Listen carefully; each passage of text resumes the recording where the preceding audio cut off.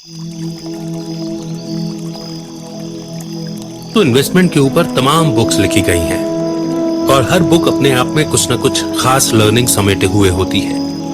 मगर आज की जो बुक समरी है वो एक ऐसी बुक की है जिसमें कोई खास नहीं, कई खास लर्निंग्स और पूरे मार्केट की नॉलेज इसमें समाई हुई है।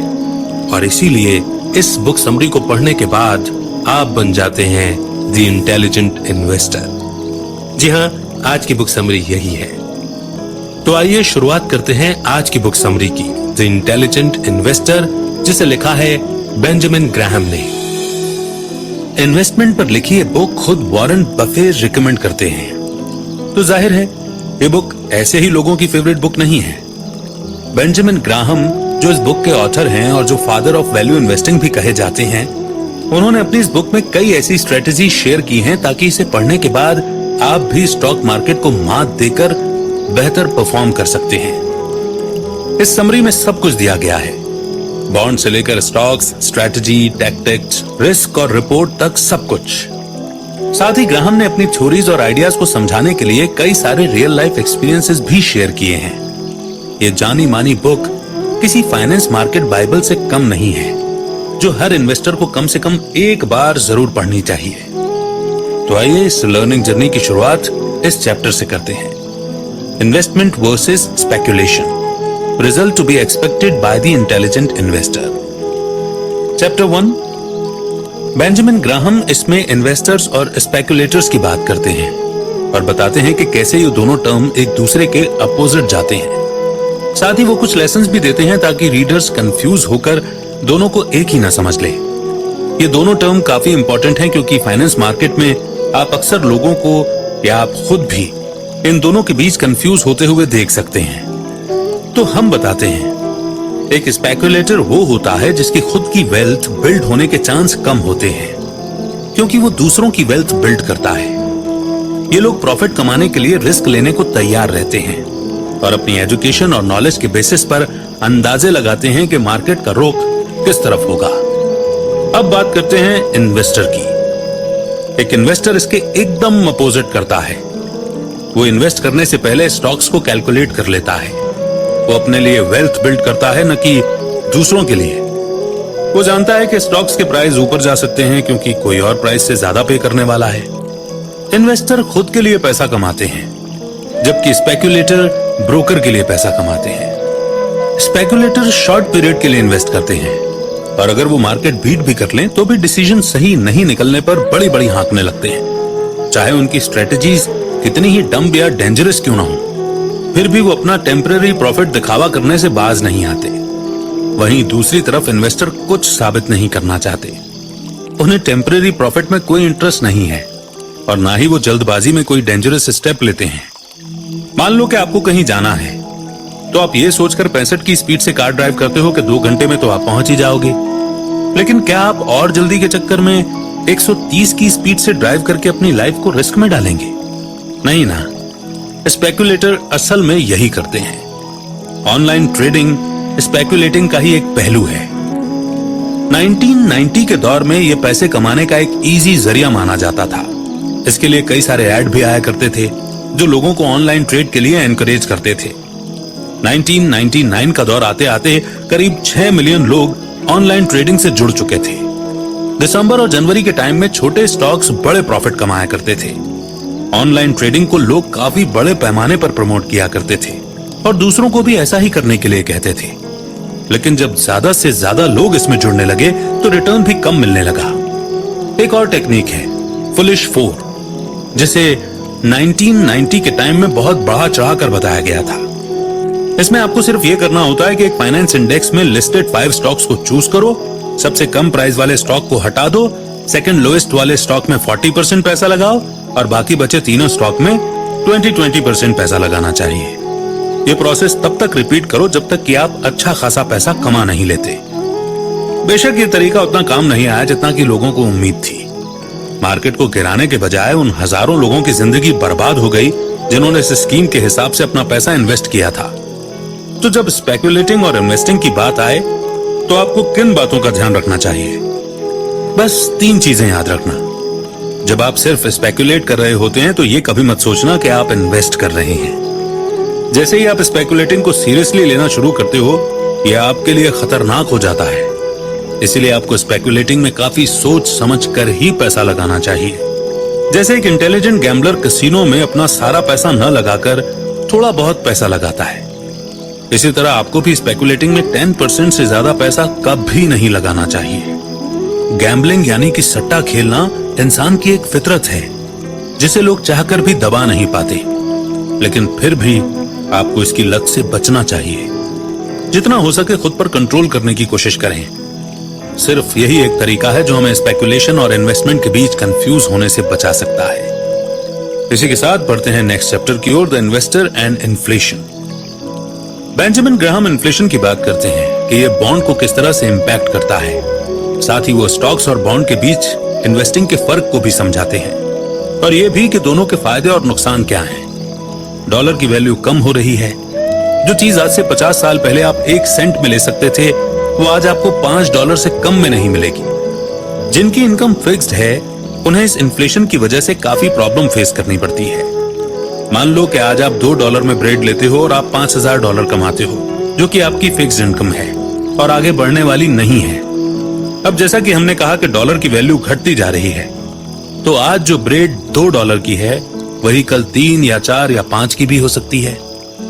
लेकिन आपकी इनकम तो वही रहेगी ना, तो आपको आगे चलकर महंगाई की मार झेलनी पड़ सकती है। इसलिए बेहतर है कि स्टॉक्स में इन्वेस्ट किया जाए। ये बॉन्ड्स में इन्वेस्ट करने से बेहतर होता है।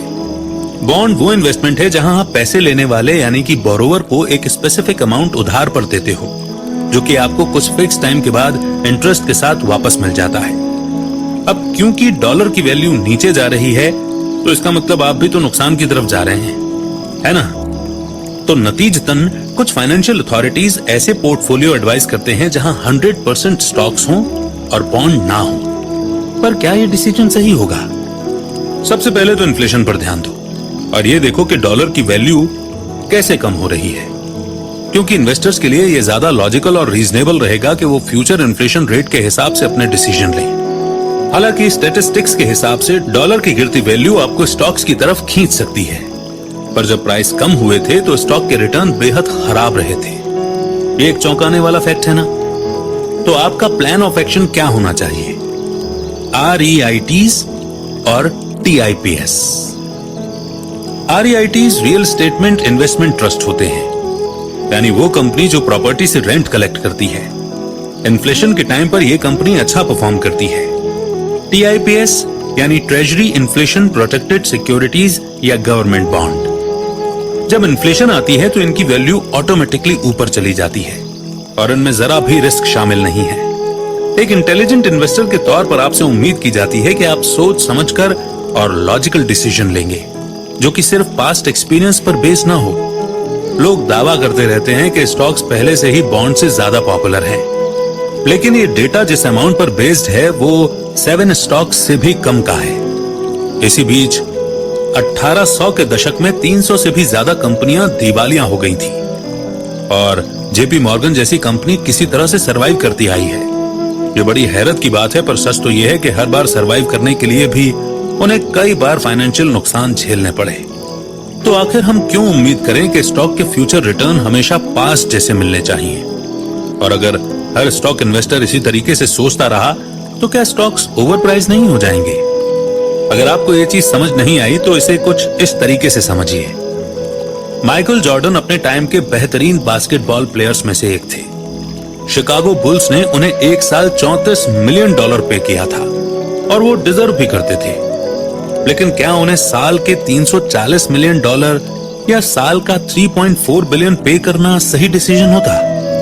नहीं। इसी तरह अगर आपको भी लगता है कि स्टॉक्स अच्छा परफॉर्म करेंगे, तो भी जो लोग उनमें इन्वेस्ट कर रहे होंगे लाखों की तादाद में होंगे। स्टॉक्स ओवर वैल्यूड रहेंगे और आपके हाथ कुछ नहीं लगने वाला। स्टॉक्स और बॉन्ड्स दोनों अलग अलग हैं और दोनों के अपने अपने फायदे नुकसान हैं और ये दोनों एक दूसरे के अल्टरनेट भी कभी नहीं हो सकते। इसीलिए एक की खातिर दूसरे को पूरी तरह से अवॉइड करना समझदारी नहीं होगी। तो बॉन्ड और शेयर्स के बीच की स्ट्रेटेजी समझने के बाद बढ़ते हैं हम नेक्स्ट चैप्टर की ओर, जो कि है जनरल पोर्टफोलियो पॉलिसी। इस चैप्टर में बेंजामिन ग्राहम दो तरह की स्ट्रेटजी के बीच का फर्क समझाते हैं ताकि आपका पोर्टफोलियो एक्टिव और पैसिव बना रहे। वो ये भी डिस्क्राइब करते हैं कि अगर कोई बॉन्ड्स में इन्वेस्ट कर रहा है तो उसे स्टॉक्स में कैसे इन्वेस्ट करना चाहिए और कैसी स्ट्रेटजी बनानी चाहिए। पोर्टफोलियो बनाने के लिए दो तरह की स्ट्रेटजी यूज होती है। पहली है एक्टिव एंटरप्राइजिंग और दूसरी है पैसिव या डिफेंसिव। एक्टिव स्ट्रेटजी में हम कई तरह के बॉन्ड, म्यूचुअल फंड और स्टॉक्स को रिसर्च करके सिलेक्ट करते रहते हैं। पर अगर आप पैसिव स्ट्रेटजी चूज करते हैं तो आप एक परमानेंट पोर्टफोलियो क्रिएट करेंगे, जिसे एक बार क्रिएट करने के बाद आपको और आगे एफर्ट करने की जरूरत नहीं पड़ती। फिजिकली एक्टिव अप्रोच ज्यादा मुश्किल होती है क्योंकि इसमें आपको काफी काम करना पड़ता है। इमोशनली डिफेंसिव स्ट्रेटजी काफी डिमांडिंग हो सकती है क्योंकि इसमें कई तरह के उतार चढ़ाव फेस करने पड़ सकते हैं। अगर आप डिफेंसिव इन्वेस्टर बनना चूज करते हैं तो सबसे पहले यह डिसाइड कर लीजिए कि आपकी इन्वेस्टमेंट का कितना % स्टॉक में जाएगा और कितना बॉन्ड में। पर इसे करने का इफेक्टिव तरीका है अपनी एज को 100 से माइनस कर लो। जो बचता है उतने % स्टॉक्स में रखो और बाकी बॉन्ड में। आप शायद सोच रहे होंगे कि इसका आपकी एज से क्या लेना देना है। वैसे आपने एक अच्छा सवाल पूछा। एक 80 साल का आदमी जिसे अच्छी पेंशन मिल रही है, उसके पास एक अच्छा घर है, बच्चे हैं जो उसका ध्यान रखते हैं, तो ऐसा आदमी अपना सारा पैसा बॉन्ड में लगाएगा तो ये उसकी बेवकूफी होगी। वहीं दूसरी तरफ एक 25 साल का यंग आदमी जो अपनी शादी और घर की डाउन पेमेंट के लिए सेविंग कर रहा है, वो इस तरह का रिस्क ले ही नहीं सकता क्योंकि अगर स्टॉक मार्केट में कोई भी उथल पुथल हुई तो उसका सारा पैसा डूब जाएगा। तो बात यह है कि इन्वेस्टमेंट करने से पहले अपनी करंट सिचुएशन पर भी गौर करना जरूरी है। आपकी फाइनेंशियल कंडीशन और जिम्मेदारियां डिसाइड करेंगी कि आपको पैसा कहां लगाना चाहिए। क्या आप सिंगल हैं? आपका पार्टनर क्या करता है? क्या आपके बच्चे हैं? क्या आपको कोई खानदानी पैसा मिलने की उम्मीद है? आप इन्वेस्टमेंट में ज्यादा से ज्यादा कितने तक का नुकसान बर्दाश्त कर सकते हैं? ये ऐसे इंपॉर्टेंट सवाल हैं जो आपको इन्वेस्टमेंट का रिस्क लेने से पहले एक बार खुद से पूछ लेने चाहिए। तो अगर अभी आपकी उम्र कम है और फिर भी रिस्क लेने से घबराते हैं तो आपको बॉन्ड में इन्वेस्ट करना चाहिए। लेकिन बॉन्ड एक तरह के नहीं होते। तो क्या ये टैक्सेबल होने चाहिए या टैक्स फ्री, शॉर्ट टर्म या लॉन्ग टर्म, बॉन्ड या बॉन्ड फंड? तो जवाब है कि सिर्फ टैक्स फ्री बॉन्ड खरीदना ही सही रहेगा। टैक्सेबल बॉन्ड खरीदने से आपकी मेहनत की कमाई गवर्नमेंट के हाथों में चली जाएगी। इंटरमीडिएट यानी कि बीच के टर्म वाले बॉन्ड में इन्वेस्ट करेंगे तो बेटर रहेगा कि जो 5 से 10 साल में मैच्योर हो जाएं। लेकिन शॉर्ट टर्म बॉन्ड में इन्वेस्ट कभी भी मत कीजिए। और बॉन्ड फंड या कई सारे बॉन्ड का एक कलेक्शन ज्यादा बेटर ऑप्शन है। ये सस्ते और डाइवर्स होते हैं।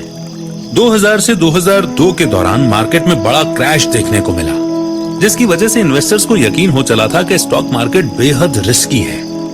लेकिन अब क्योंकि लोगों ने पहले ही कई तरह की इन्वेस्टिंग करना कम कर दी थी, तो रिस्क फैक्टर भी कम हो गया। तो अगर आप स्टॉक्स ज्यादा प्रेफर करते हैं तो आप कौन से स्टॉक लेना पसंद करोगे? पीटर लिंच जो कि एक फेमस म्यूचुअल फंड इन्वेस्टर हैं, बाय व्हाट यू नो यानी आप जिसके बारे में जानते हैं वो खरीदें, इस कंसेप्ट पर जोर देते हैं। वो इन्वेस्टर्स को ये मैसेज देना चाहते हैं कि उन्हें कॉमन नॉलेज के बेस पर स्टॉक्स डिस्कवर करने चाहिए। जैसे मान लो कि आपको कभी कोई बढ़िया रेस्टोरेंट मिल गया या एक अच्छी जीन्स का ब्रांड या कोई अच्छा टूथपेस्ट मिला, तो आप ऐसी कंपनीज के स्टॉक्स में इन्वेस्ट कर सकते हैं। वैसे ये आइडिया एक हद तक सही भी है। कई सारे इन्वेस्टर्स इसलिए भी मार्केट को बीट कर पाए क्योंकि उन्होंने उन्हीं चीजों में इन्वेस्ट किया था जिनके बारे में वो अच्छे से जानते थे। लेकिन लिंच का रूल तभी फॉलो करेगा जब आप इसे इसके रिजल्ट्स के साथ फॉलो कर पाएंगे, यानी कि एक प्रॉमिसिंग कंपनी ढूंढना। ये तो पहला स्टेप है। दूसरा स्टेप है रिसर्च करना। बदकिस्मती से कई सारे स्टॉक्स खरीदने वाले लोग सेकंड पार्ट के बारे में भूल ही जाते हैं। एक अमेरिकन सिंगर बारबरा स्ट्रीसैंड का कहना था कि वो रोज स्टारबक्स जाया करती थी और रोज स्टॉक्स खरीदा करती थी, लेकिन वो बेचारी उसके फाइनेंशियल स्टेटमेंट देखना भूल गई थी। कई लोग Amazon.com में भी इन्वेस्ट करते हैं क्योंकि वो इस साइट को बहुत बार विजिट करते हैं, हालांकि उन्हें इसकी रिपोर्ट की कोई नॉलेज नहीं होती। जिस चीज के बारे में आपको पता है उसे खरीदना एक अच्छी स्ट्रेटेजी है, लेकिन तभी जब आप फाइनेंशियल स्टेटमेंट देखने का कष्ट उठाते हैं। इसीलिए टेक्निकल एज होना इंपॉर्टेंट है और हमेशा फैक्ट्स के बेसिस पर लॉजिकल डिसीजन लें। नेक्स्ट चैप्टर है portfolio policy for the enterprising investor, negative approach. Graham risky bond के बारे में बात करते हैं जिनसे एक इन्वेस्टर को बच के रहना चाहिए। साथ ही आईपीओ के बारे में डिटेल से बताते हैं और उनमें इन्वेस्ट करने की स्ट्रेटजी पर भी बात करते हैं। लास्ट में ग्राहम ये भी डिटेल से समझाने की कोशिश करते हैं कि मार्केट प्रेडिक्ट करना बेस्ट टेक्निक क्यों नहीं मानी जाती। हाई यील्ड बॉन्ड ऐसे बॉन्ड होते हैं जिन्हें ऑफर करने वाली कंपनीज की लो क्रेडिट रेटिंग होती है। अब इसका क्या मतलब है? इसका मतलब है कि अपने उधार को न चुकाने की वजह से ही इन कंपनीज की रेपुटेशन खराब मानी जाती है और इसकी वजह से इन्हें जंक बॉन्ड कहा जाता है। इन्वेस्टिंग में होने वाले रिस्क पहले से ही काफी ज्यादा होते हैं, इसीलिए और ज्यादा रिस्क में पड़ना कोई अच्छी स्ट्रेटेजी नहीं मानी जाएगी।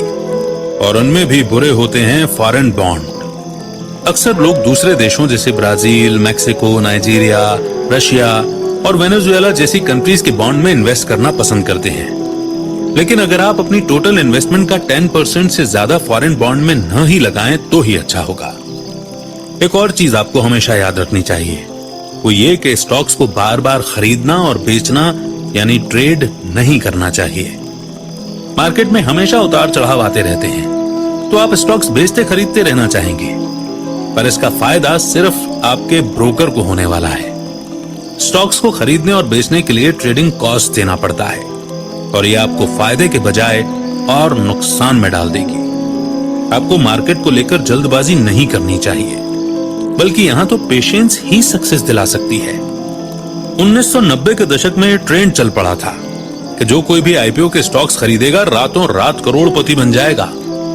आईपीओ यानी कि इनिशियल पब्लिक ऑफरिंग, यानी किसी कंपनी के स्टॉक्स की पब्लिक में फर्स्ट सेल को आईपीओ कहा जाता है।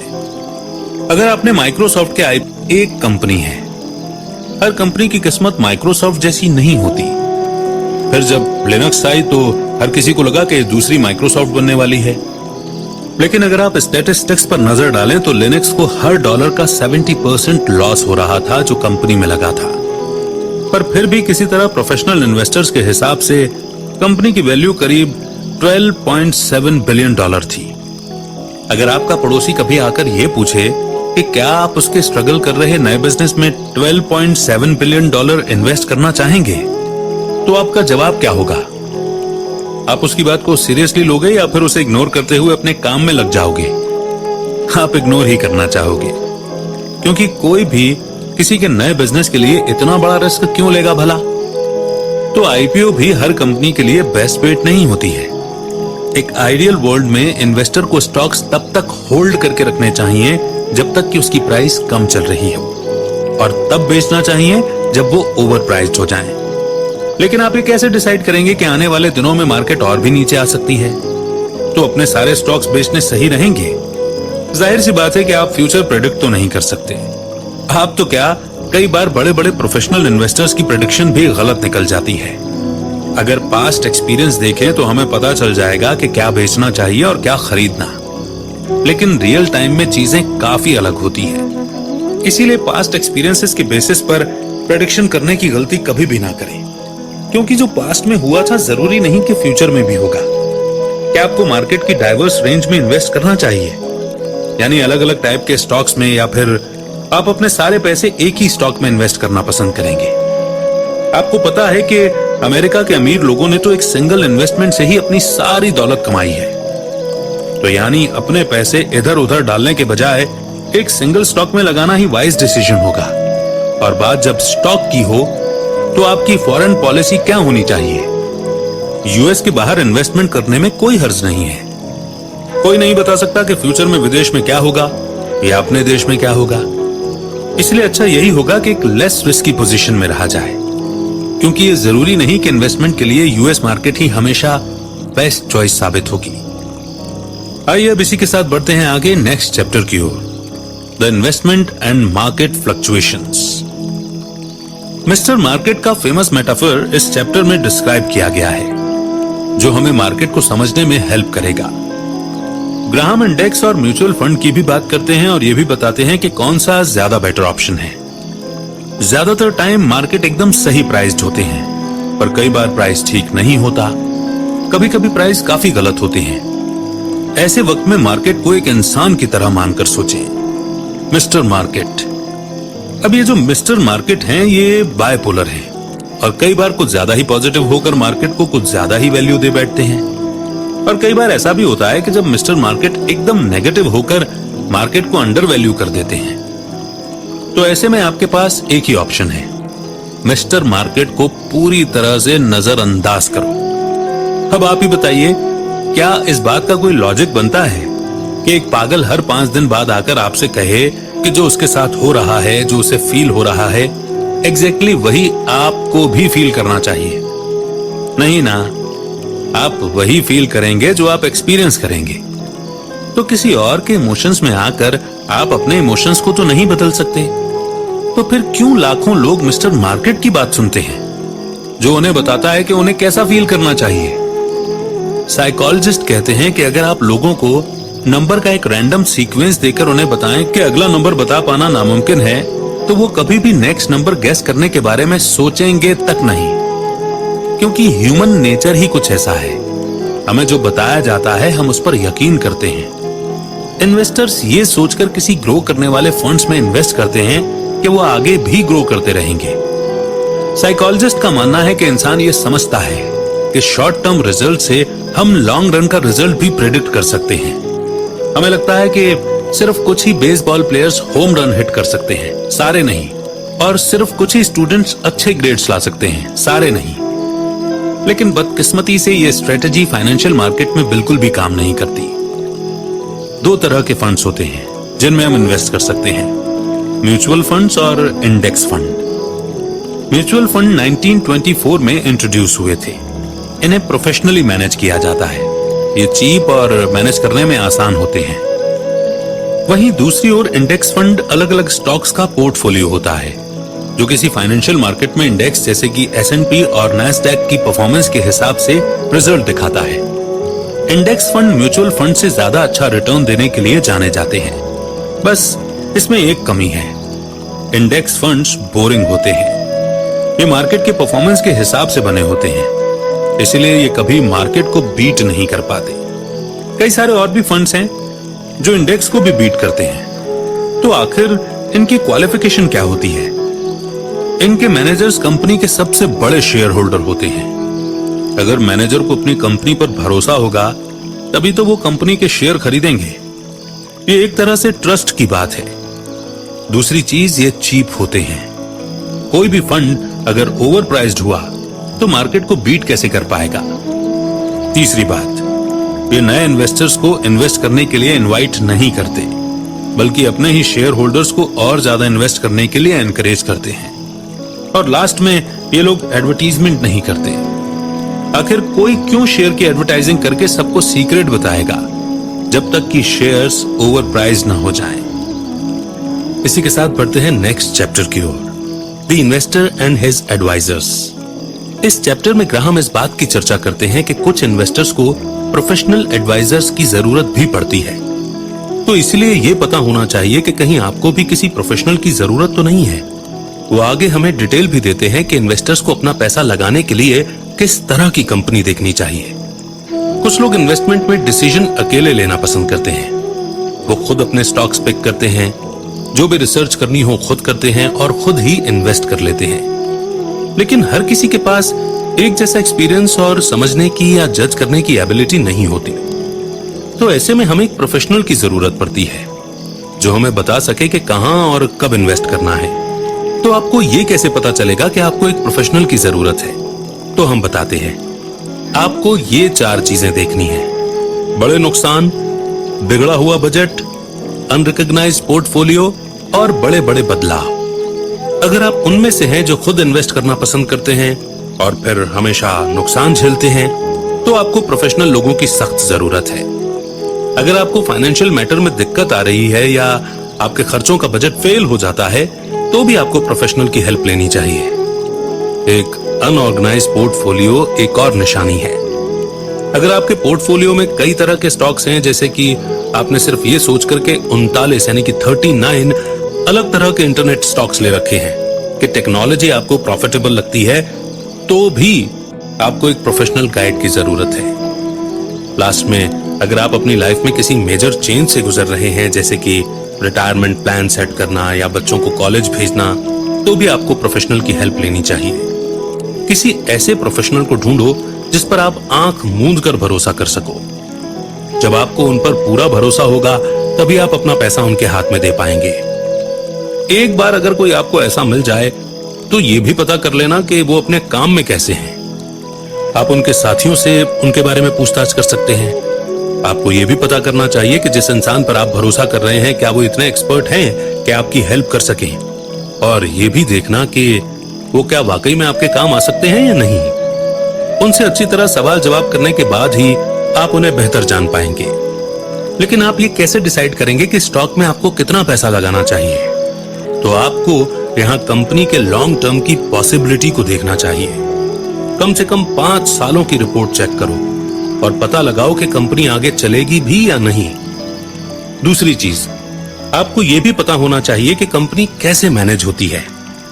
मैनेजर्स को इकोनॉमी को दोष देने के बजाय अपनी गलतियां और अपनी फेलियर्स को स्वीकार करना चाहिए।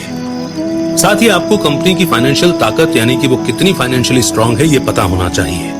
इसका मतलब यह है कि आपको ये चीज पक्का करना है कि कंपनी जितना यूज करती है, उससे ज्यादा कैश प्रोड्यूस करे।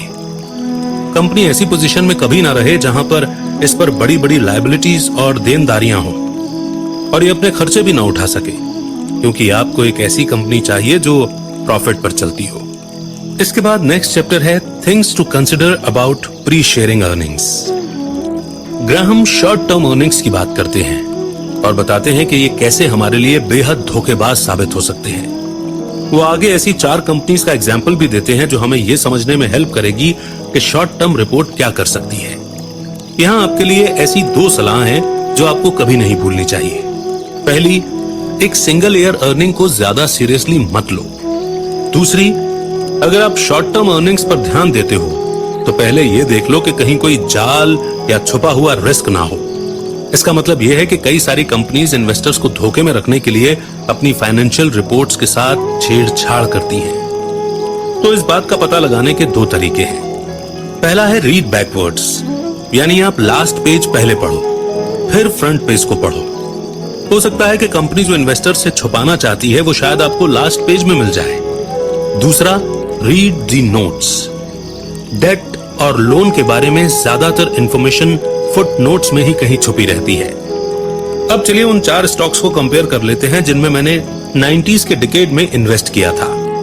ये कंपनी है Emerson Electric company, EMC corp, expeditors international of Washington और एक्सोडस कम्युनिकेशन इनकॉर्पोरेशन। इनमें सबसे महंगे स्टॉक्स थे इमर्सन इलेक्ट्रिक के, जो बाद में सबसे सस्ते हो गए थे क्योंकि स्टॉक्स ने अंडर परफॉर्म किया था। लेकिन कंपनी का क्या? ये कंपनी $1 बिलियन का सामान बेचती थी और टाइम के साथ इसकी अर्निंग भी काफी बढ़िया तरीके से बढ़ रही थी। EMC कॉर्प के स्टॉक्स 1990 के दशक में बेस्ट परफॉर्मिंग स्टॉक्स हुआ करते थे, जो करीब 81,000% तक बढ़े थे। हालांकि उनका प्रॉफिट 1995 और 1999 के दौरान थोड़ा बहुत नीचे आया था, पर इसके बावजूद ये एक हाईली प्रॉफिटेबल स्टॉक रहा। एक्सपेडिटर्स इंटरनेशनल साल के अंत में अचानक ही ऊपर चढ़ा, पर तब तक उतना अच्छा परफॉर्म नहीं कर रहा था। हालांकि इस बात में कोई शक नहीं है कि ये एक एक्स्ट्रा ऑर्डिनरी बिजनेस है और इन्वेस्टर्स के बीच उतना पॉपुलर नहीं है। एक्सोडस कम्युनिकेशंस ने भी अच्छी खासी बढ़त दिखाई थी। एक साल के अंदर ही इसने $10,000 की इन्वेस्टमेंट को $110,000 में बदल दिया था। और 1999 के बाद क्या हुआ? ये सारी कंपनियां या तो दिवालिया हो चुकी थीं या 99 में इनके प्राइस काफी डाउन आ चुके थे। अब ये एक्सपेक्ट करने का कोई कारण नहीं है कि जो कंपनी शॉर्ट टर्म में अच्छा परफॉर्म कर चुकी है वो अब आगे भी हमेशा करती रहेंगी। आपको पहले कई सारी कंपनी की फाइनेंशियल रिपोर्ट्स देखनी चाहिए और यह चेक करना चाहिए कि कंपनी कितने सालों से कंसिस्टेंट रही है। कुल मिलाकर आपको रिपोर्ट में दी गई हर एक लाइन पर गहराई से सोच विचार करना पड़ेगा। Stock selections for the defensive investor. अगर कोई इन्वेस्टर रिस्क नहीं लेना चाहता तो ग्राहम एक्सप्लेन करते हैं कि ऐसे इन्वेस्टर्स को किस टाइप के स्टॉक्स लेने चाहिए। साथ ही वो ये भी बता रहे हैं कि कंपनीज को किस टाइप के मैनेजर्स रखने चाहिए। इसीलिए स्टॉक सिलेक्शन एक ऐसी चीज है जो आपको करने की जरूरत नहीं पड़ेगी। खैर, इसके बावजूद कुछ इन्वेस्टर्स खुद रिसर्च करना पसंद करते हैं और लास्ट में अपनी ही चॉइस से स्टॉक्स पिक करते हैं। तो ऐसे लोगों के लिए जो खुद अपने स्टॉक्स पिक करना चाहेंगे, उन्हें किस टाइप की कंपनी अवॉइड करनी चाहिए? अगर आप रिस्क टेकर नहीं है तो ऐसी कंपनी एकदम अवॉइड करो जिनकी वर्थ $2 बिलियन से कम होती है। कंपनी की फाइनेंशियल कंडीशन स्ट्रांग होनी चाहिए और करंट अर्निंग उनकी लायबिलिटी से डबल होनी चाहिए। और न सिर्फ अर्निंग अच्छी होनी चाहिए बल्कि कंसिस्टेंसी भी रहनी चाहिए। और कंपनी को अपनी अर्निंग कम से कम 1/3 तो इंक्रीज करनी ही चाहिए। एक इन्वेस्टर के तौर पर आपको पीई रेशो यानी कि प्राइस अर्निंग रेशो चेक करने चाहिए। ये एक इंडेक्स है जो करंट प्राइस और अर्निंग के बीच का फर्क दिखाता है। तो ये फर्क मॉडरेट होना चाहिए। प्राइस बुक रेशो भी मॉडरेट होना चाहिए। ये प्राइस अर्निंग रेशो की तरह ही है, लेकिन साथ ही इसमें लायबिलिटी और डेट भी आते हैं, यानी कि ऋण भी आते हैं। और ये 1.5 से ज्यादा नहीं होना चाहिए। स्टॉक पिक करना एक स्किल है जो हर किसी को नहीं आती। ये स्किल सीखनी पड़ती है। जैसे म्यूजिशियन कॉन्सर्ट से पहले प्रैक्टिस करते हैं या एथलीट कंपटीशन से पहले खुद को तैयार करता है, ऐसे ही स्टॉक पिकिंग में भी प्रैक्टिस की जरूरत पड़ती है। आप चाहें तो हाइपोथेटिकली शेयर्स और स्टॉक्स खरीद कर अपने रिटर्न ट्रैक कर सकते हो और फिर उसके बाद ही डिसाइड करो कि आप रियल में इन्वेस्ट करने के लिए रेडी हो या नहीं। कई ऐसी वेबसाइट अवेलेबल हैं जिन पर जाकर आप रिवॉर्डिंग स्टॉक्स का पता लगा सकते हो। एक बात का और ख्याल रखो कि बिजनेस कौन चला रहा है। ये लोग ऐसे होने चाहिए जो मैनेजर की तरह नहीं बल्कि कंपनी के ओनर की तरह सोचते हो। इसका पता लगाने के लिए आपको यह पता करना होगा कि कंपनी की रिपोर्ट समझ में आती है या नहीं आती। अगर आती है तो मतलब कंपनी का ओनर एक अच्छा बॉस है। दूसरी चीज ये देखो कि कहीं कुछ ऐसा तो नहीं है जो अजीब लगे और जो बार बार हो रहा हो। तो ये समझ जाना कि एक कंपनी इन्वेस्टमेंट के लिए ठीक नहीं है। अपनी वैल्यूएबल लर्निंग को कंटिन्यू करते हुए बढ़ते हैं नेक्स्ट चैप्टर की ओर, convertible issues and warrants. Benjamin Graham convertible bonds के बारे में बताते हुए कहते हैं कि कैसे इनमें हमें बॉन्ड और कॉमन स्टॉक्स दोनों के फायदे मिलते हैं। साथ ही इसमें इन्वेस्टर को इन्वेस्टिंग से पहले 4 तरह की कंपनीज के बारे में जानना चाहिए। कन्वर्टेबल बॉन्ड एक तरह का बॉन्ड है जो कुछ कॉमन स्टॉक्स और इक्विटी शेयर्स में कन्वर्ट किया जा सकता है। आप चाहो तो बॉन्ड अपने पास रखकर उसका इंटरेस्ट लेते रहो या फिर उसे किसी कॉमन स्टॉक के बदले एक्सचेंज कर दो, लेकिन इसी वजह से इसमें इंटरेस्ट रेट भी कम होता है। लेकिन अगर इसे स्टॉक में बदल दिया जाए तो रिटर्न कॉमन स्टॉक से कहीं बेहतर मिलते हैं। ये एक तरह के आम गुठलियों के दाम वाली बात है, क्योंकि इसमें रिस्क न के बराबर है और प्रॉफिट भी अच्छा मिलता है। तो बात अगर कंपनियों की करें तो 4 तरह की कंपनीज होती हैं जिन पर आपको ध्यान देना है। पहला, एक ओवर प्राइस्ड कंपनी। दूसरा, कुछ कंपनीज का एक एम्पायर। तीसरा, एक छोटी फर्म जो बड़ी फर्म को टेक ओवर करती हो। चौथा, किसी बेकार कंपनी की initial public offering. Lucent technology भी एक ऐसी ही कंपनी थी। इसकी वर्थ थी $192.9 बिलियन और ये वर्ल्ड की 12th नंबर की मोस्ट वैल्यूएबल कंपनी मानी जाती थी।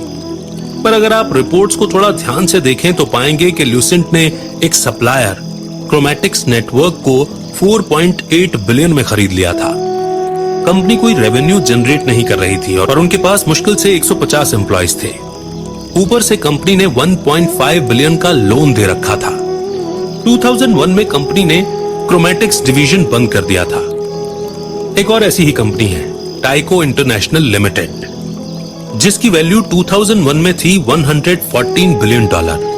पर इसके बावजूद कंपनी ने $750 मर्जर या रीस्ट्रक्चरिंग के लिए खर्च कर डाले थे। तो एक इंटेलिजेंट इन्वेस्टर होने के नाते आपको ये सारे सवाल पूछने चाहिए और फाइनेंशियल रिपोर्ट देखनी चाहिए। जो भी फाइनेंशियल रिपोर्ट चेक करे उसे इस तरह के रिस्की बिजनेस में कभी भी पैसा नहीं लगाना चाहिए। जैसा कि एक्सपेक्टेड था, 2002 में टाइको को $9.4 बिलियन का नुकसान उठाना पड़ा। एक इंटेलिजेंट इन्वेस्टर होने के नाते आपसे उम्मीद की जाती है कि आपको ये पता होना चाहिए कि कंपनी कब ओवर प्राइस्ड है। बेशक ऊपर से कंपनी फलती फूलती लगे, पर थोड़ी बहुत रिसर्च करेंगे तो आपको खुद ही कमियों का पता चल जाएगा। नेक्स्ट चैप्टर है a comparison of 8 pairs of companies. Graham कुछ कंपनीज का एग्जाम्पल लेते हुए ये डिस्क्राइब करने की कोशिश करते हैं कि शॉर्ट टर्म रिपोर्ट अक्सर इन्वेस्टर्स को धोखे में डालती है। साथ ही वो जिम्मेदारी पर भी फोकस करते हैं जो कंपनी की अपनी शेयर होल्डर्स के प्रति होनी चाहिए। वो डिटेल से बताते हैं कि क्यों किसी कंपनी का शेयर होल्डर होने के नाते ये इम्पोर्टेंट है कि कंपनी आपके साथ ऑनेस्टी का बर्ताव करे। ग्राहम यहाँ अपनी बात रिस्क का टॉपिक लेते हुए खत्म करते हैं कि रिस्क इन्वेस्टर्स के साथ जुड़े हैं, न कि स्टॉक्स के साथ। एक बात याद रखना, अच्छे स्टॉक्स जैसी कोई चीज नहीं होती, सिर्फ अच्छे स्टॉक प्राइस होते हैं जो आते जाते रहते हैं। यहाँ हम कुछ कंपनीज का जिक्र कर रहे हैं जिनके बारे में पढ़ना जरूरी है ताकि आप ये समझ पाएं। Cisco and Cisco. 2000 में सिस्को दुनिया की मोस्ट वैल्यूएबल कॉर्पोरेशन बन गई थी। कंपनी अपना डेटा इंटरनेट पर मैनेज करती थी। अपनी मेजर सक्सेस के कोई 10 साल बाद जाकर यह कंपनी पब्लिक हुई थी। वहीं दूसरी तरफ एक और कंपनी है सिस्को कॉर्प। ये किचन फूड सप्लाई करती है। अगर आप किसी भी आम आदमी से इन दोनों कंपनियों के बारे में पूछेंगे तो वे सिस्को में इन्वेस्ट करने को बोलेगा। हमारे माइंड में जो मेंटल इमेज बनी है उसके हिसाब से ही हम बगैर छानबीन के ये डिसीजन ले लेते हैं। लेकिन अगर आप गहराई से जांच पड़ताल करो तो जानते हैं क्या पता चलेगा। सिस्को की ग्रोथ एक्विजिशन की वजह से हुई है। वहीं सिस्को कॉर्प ने भी इसी दौरान कुछ कंपनीज को अपने अंडर लिया था, हालांकि उन्होंने काफी कम अमाउंट पे किया था। चलिए एक और एग्जांपल लेते हैं, याहू और यम। 1999 में याहू लॉन्च होते ही 1 महीने के अंदर अंदर डबल हो गई थी। इसके 90% स्टॉक्स एम्प्लॉयज के पास थे और हजारों लोग तब याहू के शेयर खरीदना चाहते थे। वहीं दूसरी तरफ यम ने याहू का 17 गुना ज्यादा कमाया। इसके बावजूद इसकी वैल्यू बेहद कम बढ़ी। तो शॉर्ट टर्म कॉन्टेस्ट याहू ने जीता, जिनकी अर्निंग एक ही महीने में बेतहाशा बढ़ती गई। आखिर में लास्ट अर्निंग ही मैटर करती है क्योंकि याहू की अर्निंग यम से कहीं आगे थी। CMGI और CGI। 2000 में CMGI को 1126% का गेन हुआ था। वहीं दूसरी तरफ CGI एक कोल्ड स्टॉक थी। इसकी नेट वर्थ इनकम नीचे गिरती जा रही थी कि अचानक चीजें से एकदम रिवर्स गियर में चलने लगी जब इसके स्टॉक्स में 43% की बढ़ोतरी हुई थी। नेक्स्ट एग्जांपल है red hat and brown shoe. Red hat Linux software का एक डेवलपर था जिसने शुरुआत में $7 पर शेयर ऑफर किया और बाद में इसे 272% का प्रॉफिट हुआ। वहीं अगर ब्राउन शू की बात करें तो ये एक होलसेल शू मैन्युफैक्चरर था जिसके स्टॉक्स काफी नीचे चल रहे थे। लेकिन ऐसा क्यों था? रेड हैट का नाम तो काफी कूल था ही, साथ ही इसके पास इंटरनेट और सॉफ्टवेयर जैसी पावर भी थी। हालांकि इनकी वैल्यू आगे और नहीं बढ़ी। इन सारे एग्जाम्पल से आपको जो चीज समझ में आई वो ये कि किसी भी कंपनी का स्टेटस हमेशा एक जैसा नहीं रहता। कुछ कंपनीज 1 या 2 महीने के टाइम में बढ़िया परफॉर्म करती हैं, या साल में भी, पर लॉन्ग रन में फेल हो जाती हैं। जबकि कुछ कंपनीज जो हमें लगता है कि अच्छा कर रही हैं, कई बार ओवर वैल्यूड होती हैं। तो पहले ये सारी कमियां चेक करें, उसके बाद ही इन्वेस्ट करें। एक इन्वेस्टर के तौर पर आपको यह ध्यान रखना है कि शेयर खरीदते वक्त आप भी कंपनी के ओनर बन जाते हो। फिर उस कंपनी का बोर्ड ऑफ डायरेक्टर्स हो या फिर CEO, हर कोई आपके प्रति जवाबदेह होता है। अगर आपको कंपनी का मैनेजमेंट का तरीका पसंद नहीं है तो आपका हक है कि आप मैनेजर से सवाल जवाब करो, या फिर आप प्रॉपर्टी को बेचने की डिमांड भी कर सकते हैं। आज की डेट में इन्वेस्टर्स स्टॉक्स खरीदने में सारा टाइम लगा देते हैं, बेचने में उससे भी कम, और स्टॉक्स को होल्ड करने में तो जरा भी यकीन नहीं करते। कुछ इन्वेस्टर्स कंपनी को पूरी आजादी देते हैं कि वो अपने एग्जीक्यूटिव को ज्यादा पे करें। एप्पल के फाउंडर स्टीव जॉब्स 1997 में वापस कंपनी के चीफ एग्जीक्यूटिव बनकर लौटे थे। चूंकि वो पहले से अमीर थे तो उन्होंने कहा कि वो साल में सिर्फ $1 सैलरी के तौर पर लेंगे। अब क्योंकि उन्होंने कोई सैलरी नहीं ली तो बोर्ड ऑफ डायरेक्टर्स ने उन्हें 90 मिलियन का जेट गिफ्ट कर दिया था। पर क्या किसी कंपनी को इस तरह की आजादी लेनी चाहिए कि वो इस तरह के खर्चे करे?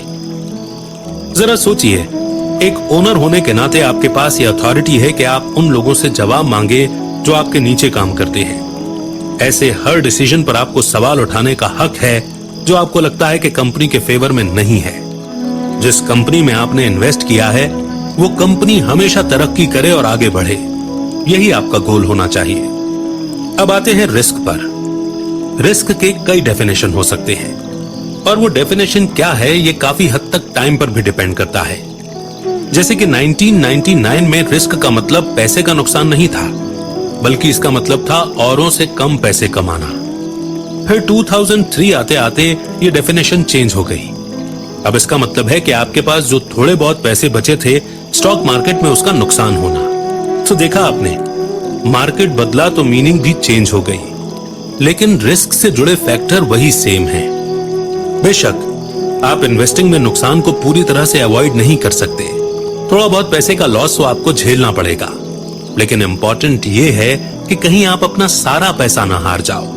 एक इंटेलिजेंट इन्वेस्टर ये समझता है कि रिस्क स्टॉक्स में नहीं बल्कि हमारे अंदर है। रिस्क इस बात में है कि आप इन्वेस्टमेंट बिजनेस में एंटर करने के लिए कितने तैयार हो। आपको यह पता होना चाहिए कि क्या आप इन्वेस्टमेंट के बारे में उतनी नॉलेज रखते हो जितना कि आपको लगता है। दूसरी चीज, अगर आपकी एनालिसिस गलत साबित हुई तो आप क्या करोगे? इन्वेस्टिंग से पहले आपको अपने करेक्ट होने के चांस पर गौर करना चाहिए और यह भी ध्यान रखना चाहिए कि अगर कहीं आपका आइडिया गलत हुआ तो फिर आप क्या करोगे? ये सारे सवाल स्टॉक्स में शामिल रिस्क से कहीं ज्यादा अच्छे रिस्क जानने के पैरामीटर हैं। रिस्क पर नजर बनाए रखने का एक अच्छा तरीका है कि हम मार्जिन ऑफ सेफ्टी का कॉन्सेप्ट यूज करें। ये एक कुशन की तरह है जो आपको किसी भी भारी नुकसान से बचा कर रखेगा। वैसे लॉस आपको फिर भी होगा, पर नेट इफेक्टिव नेगेटिव नहीं होगी। पर आप ये करेंगे कैसे? आपको बस इतना करना है कि जो भी खरीदना है उस वक्त खरीदो जब उसके प्राइस इंटरेस्टिंग प्राइस से कम हो। आप ये बार अपने हिसाब से सेट कर सकते हो, लेकिन यह ध्यान रहे कि प्राइस कभी भी उस स्टॉक या बॉन्ड की ट्रू वैल्यू के ज्यादा क्लोज ना हो जिस पर आप इन्वेस्ट करना चाहते हो। मान लो कि किसी चीज का रेट आज $1 है, तो काफी हद तक मुमकिन है कि कल इसका रेट 50 सेंट हो जाए या फिर $2 भी हो सकता है, क्योंकि कल क्या होगा ये कोई नहीं जानता। लेकिन अगर मुझे आज ये पता है कि इंट्रिंसिक वैल्यू $1.5 या ज्यादा है, तो उस स्टॉक को खरीदना मेरे लिए सेफ रहेगा। हालांकि मुझे नुकसान भी हो सकता है और नहीं भी, पर नुकसान होने के चांस जरूर कम हो जाएंगे, क्योंकि इस तरह की एनालिसिस हमारे फाइनेंशियल करियर में काफी बड़ा फर्क ला सकती है। तो इस तरह की सिंपल स्ट्रेटेजी और टैक्टिक्स आपको एक स्मार्ट इन्वेस्टर बनने में काफी हेल्प करती है। तो इतने सारे चैप्टर्स में इतने सारे सीक्रेट समझने के बाद अब वक्त है कंक्लूजन का। आपने इस समरी में फाइनेंस मार्केट के बारे में पढ़ा और हमें यकीन है कि अब आप इन्वेस्टमेंट की दुनिया में कदम रखने के लिए पूरी तरह से तैयार होंगे। इस समरी ने आपको लॉन्ग टर्म और शॉर्ट टर्म स्ट्रेटेजी के बारे में सिखाया ताकि आप एकदम रिस्क फ्री इन्वेस्टमेंट कर सकें और ज्यादा से ज्यादा प्रॉफिट कमा सकें। आपने इसमें करीब 1 दर्जन से भी ज्यादा कंपनीज की कहानियां जानी और समझी कि स्टॉक मार्केट रियल लाइफ में कैसे काम करता है। आपने कई इंपॉर्टेंट इन्वेस्टमेंट जैसे बॉन्ड और कन्वर्टेबल बॉन्ड के बारे में भी जाना। अब जबकि आपने ये बातें जान ली हैं, तो हमें उम्मीद है कि आप किसी भी वॉल स्ट्रीट इन्वेस्टर को कंपटीशन दे सकते हो और फाइनेंशियल वर्ल्ड में अपना नाम कमा सकते हो। और अब वक्त है इस बुक से आपने जो सीखा समझा और जो बात आपको सबसे इंपॉर्टेंट लगी वो best takeaways comment section में लिखने का, ताकि इस कमेंट को राइट करते समय ही वो लर्निंग हमेशा के लिए आपके सहन में, आपके ब्रेन में इम्प्रिंट हो जाए और वो लर्निंग औरों के भी काम आ सके।